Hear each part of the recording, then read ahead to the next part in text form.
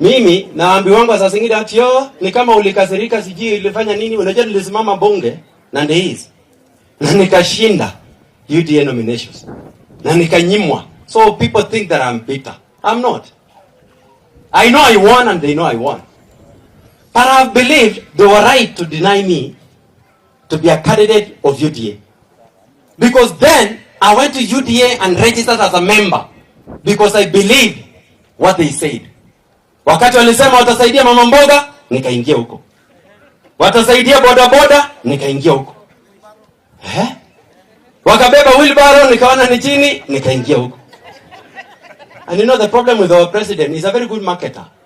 He can market anything. Including taptengele digital computer, kichofinya computer taptengele kidogo hivi, ati pesa itoke. Na mnaamini? Na yeye mwenyewe amesema wakumbafu wamepungua. Mimi nauliza, kwa mimi keberberene money?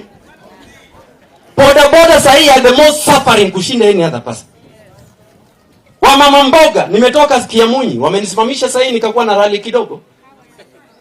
Wakiniuliza, ukirudi huko. Sasa nasikia wameandika Raila. Akapelekwa AU.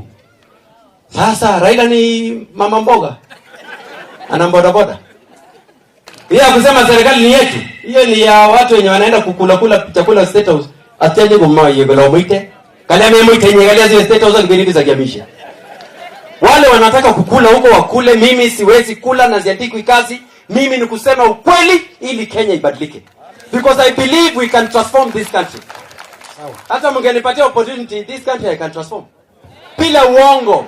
Yeye kuambia mama mboga ati unajua alikuwa anasema vizuri sana unataka tuanzie wapi?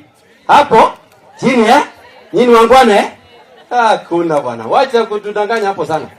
We want to believe in the truth and we say the truth because the truth shall set us free.